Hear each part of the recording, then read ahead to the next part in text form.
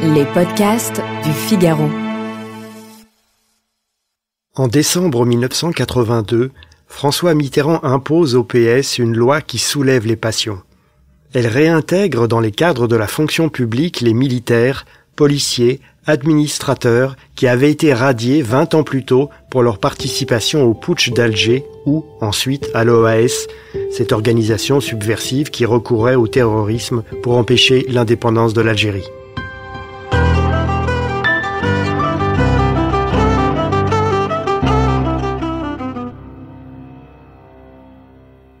Ce n'était pas une loi d'amnistie. Le Parlement avait déjà adopté 3 lois d'amnistie entre 64 et 68 et effacé les condamnations des intéressés. Le volet pénal de l'affaire était terminé de longue date. Alors, que change cette loi de 1982 qui déclenche à l'époque une violente controverse? Elle comprend d'abord des mesures concrètes. Les radiés avaient été révoqués sans droit à la retraite. Grâce à cette loi, ils pourraient obtenir des retraites à taux plein conformes à leur grade, comme s'ils avaient accompli une carrière normale. Une mesure importante pour ces bénéficiaires. Mais la loi a aussi une dimension symbolique. En 1982, 8 généraux qui avaient participé au putsch d'Alger ou à l'OAS sont encore en vie. Or, la loi que veut Mitterrand prévoit de les réintégrer dans les cadres de l'armée. Ils seraient à la retraite, mais pourraient être rappelés au service en cas de besoin. La mesure est théorique, mais les intéressés retrouveraient le droit de porter leur titre militaire. 2 des 4 généraux du putsch d'Alger pourraient en bénéficier. Tous les Français de l'époque connaissaient leurs noms, le général Salan et le général Jouhaud. Ces mesures ne figuraient pas, sans doute, parmi les 110 propositions de Mitterrand pendant la campagne présidentielle de 1981. Mais, lors d'un meeting à Avignon, devant de nombreux pieds noirs, le candidat socialiste avait pris l'engagement de, je cite, « effacer les séquelles de toute nature des événements d'Algérie ». Et Mitterrand a répété par écrit son engagement auprès des associations de pieds noirs entre les 2 tours de la présidentielle. Le nouveau chef de l'État, une fois élu, est décidé à remplir cette promesse. Lorsque le projet de loi est prêt, en 1982, le président du groupe socialiste à l'Assemblée, Pierre Joxe, proteste fortement. Son père, Louis Joxe, ministre des Affaires algériennes du général de Gaulle de 1960 à 62, était sur la liste des personnalités à assassiner de l'OAS.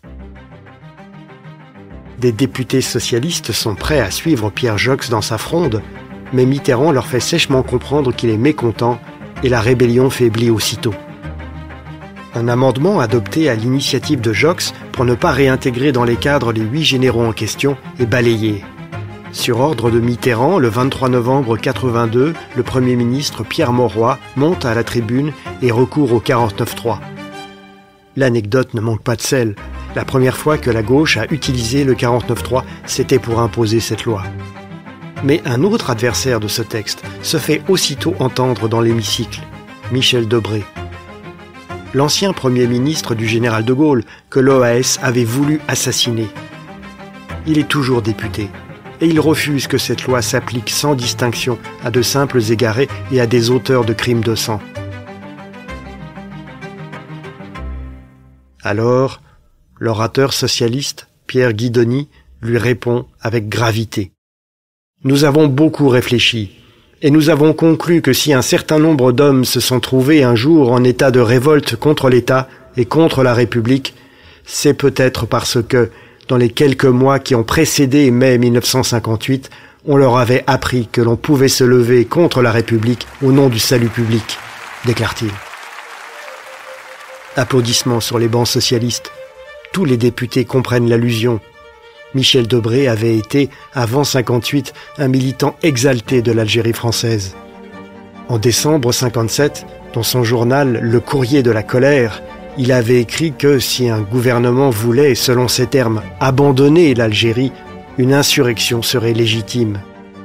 Bref, le député socialiste accuse Michel Debré d'avoir encouragé les séditieux, le 13 mai 58, puis d'avoir réprimé les mêmes hommes quelques années plus tard lorsque De Gaulle a décidé d'accorder l'indépendance à l'Algérie.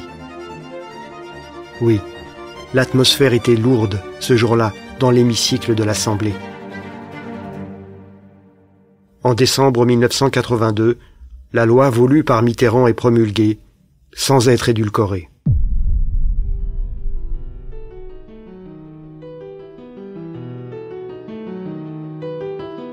Merci d'avoir écouté ce podcast. Je suis Guillaume Perrault, rédacteur en chef au Figaro. Vous pouvez retrouver ce podcast sur lefigaro.fr et sur toutes les plateformes d'écoute. À bientôt.